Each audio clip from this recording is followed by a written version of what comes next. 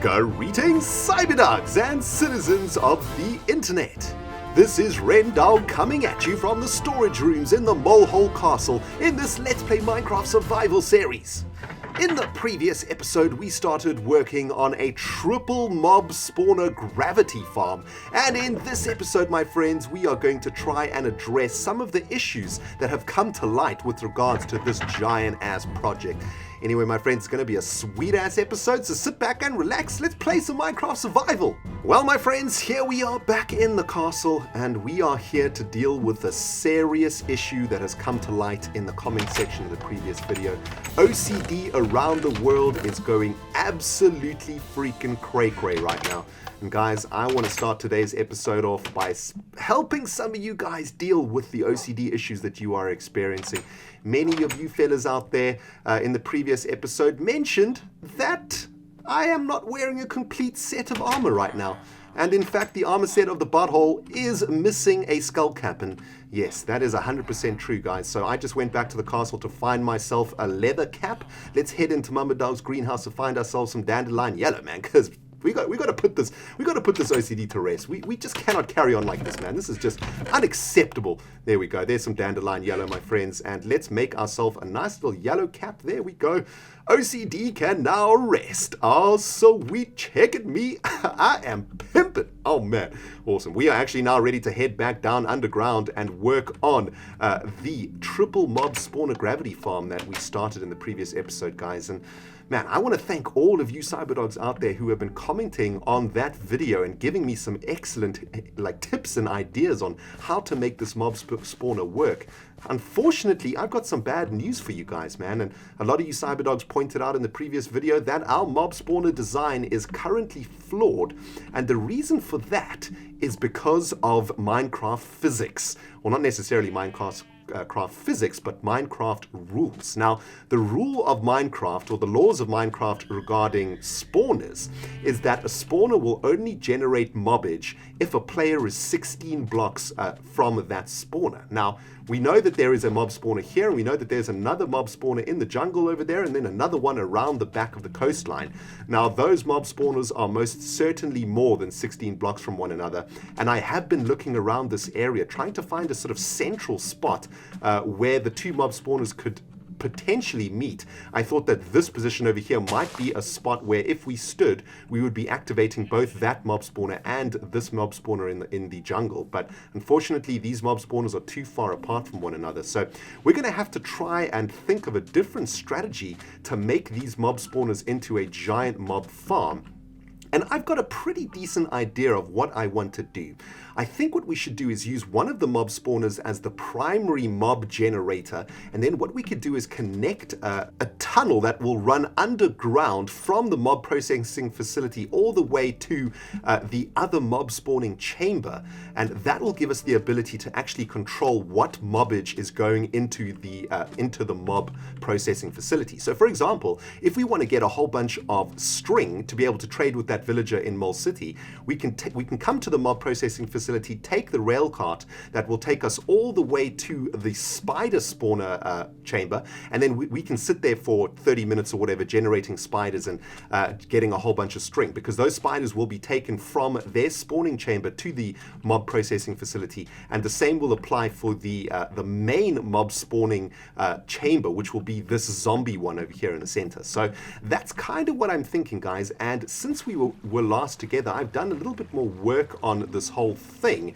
and a ton of you cyberdogs have actually pointed out that yes, we have potentially made a lot more work for ourselves here than is absolutely necessary, and that is because of the way that these mob spawners work. Now, the way that these mob spawners work is if you are within 16 blocks of the spawner, it will generate, or it will spawn mobs within an 8x8 area around the mob spawner itself. I think it's either 8x8 or 9x9. Now, that means that it will spawn mobs regardless of whether there is a platform or not. So even if this mob spawner is floating, it will actually spawn mobs in mid-air around it. That basically means we do not need these spawning pads over here in this mob generation chamber. What it does mean, however, is that we still need to find a way to funnel the mobs into an aqueduct that will deliver them to the mob processing facility. Now, I've done a little bit of work on the spider spawner chamber, and this is a new design that I think we should go with instead of that design that we did in the zombie chamber. Now, I'm going to take you down into the spider chamber, guys, and have a quick look at what I've done here. Now, this is a completely different design to the mob spawner that we saw in the previous episode, and this mob spawner works as follows, right? Let me just get rid of this just to make it 100% awesome. All right, there we go. Now, this is a spider spawner up in this jazz, and when it is activated, it's just going to spawn spiders around this area over here in an 8x8 spawning zone. And what we can do because of that is add some water into the corners of this little square that I've made around the mob spawner. I think it's 7x7. 1, 2, 3, 4, 5. Oh no, it's 6x6, right? And let me just go get a little bit more water here from this infinite water source.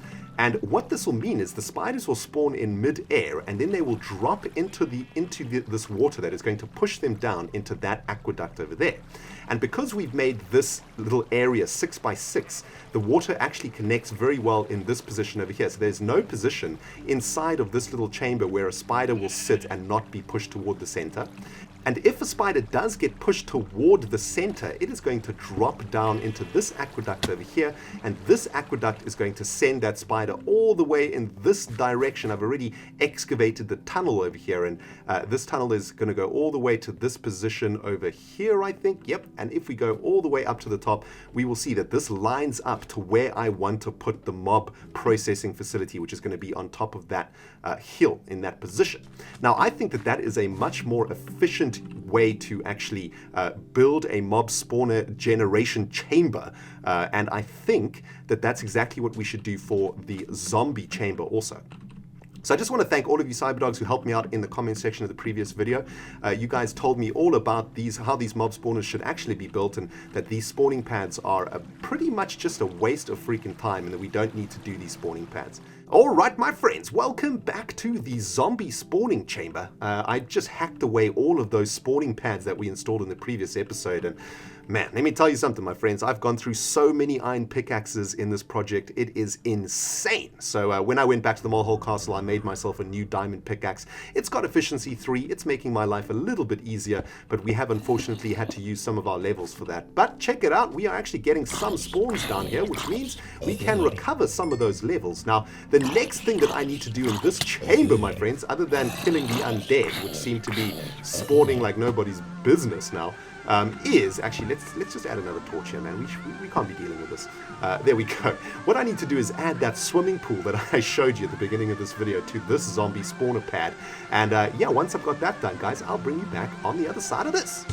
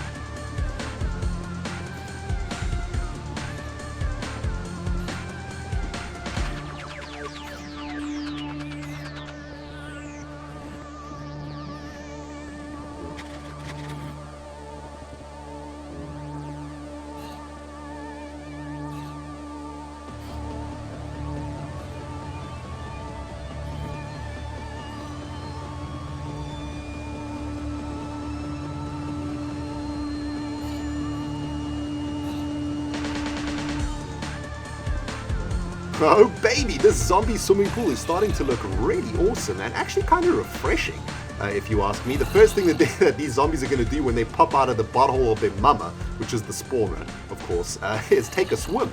And actually, it's not a bad way to go, considering that within a few moments of them coming to life, they're going to be taken to a processing facility to be destroyed and turned into balls. I suppose starting their life having a nice little swim is pretty decent. But anyway, there we go, guys. I've just completed the swimming pool for the zombie spawner chamber, looking kind of awesome. And there is actually a zombie infestation in the aqueducts that I installed in the previous episode. So let's go down there, deal with that. But we can also test if the swimming pool is working okay. So let's have a look. If we're a zombie and we spawn over here, there we go. We're going to get pushed down into this butthole over here and bring it, bro. There we go. All right, that's absolutely perfect. So now what we need to work out next, guys, is in what direction we are going to be sending the zombies when they come down here. Now, the previous design was way more complicated than this one, and this design is actually just going to be using one aqueduct. And what we have to try and figure out is how to connect this aqueduct with the other aqueduct that I showed you at the beginning of the episode at the spider spawner. Now, I think what we're going to probably have to do for this is use coordinates to try and figure out exactly where this spawner is in relation to the spider spawner. So, yeah, that might take a little bit of time, and I'm probably going to noob out. But in the meantime, guys, let's get back up to the surface and let me try and figure out if we can connect these two spawners. Alright guys, here we are in the spider spawning chamber, and if we go down into the delivery aqueduct which runs underneath the chamber, this aqueduct goes in the direction of where we want to make the processing facility. And if we imagine we're on the surface right now, the zombie spawner is somewhere in this direction over here. In fact, it's probably round about here, I would say. Let's climb up this ladder and have a quick squiz at exactly where we are at. Let's have a look if we can align ourselves. Alright, so the zombie spawner is pretty much over there. So if we go up here, the zombie spawner is about here. Let's press F3 and see what coordinates we are on here. So we are at 3037 X coordinate. Okay, so let's get back down into this tunnel over here. And let's find the 3037 coordinate. Oh man, check it, Rendog getting all technical up in here, man. This is insane. 3037? Was that right? 3037? Oh man, I just big up myself and then I forgot the freaking number. That's a derp. Alright, 3037, it's confirmed. I'm not as young as I used to be, okay, my friends? My freaking memory is not as good as it once was.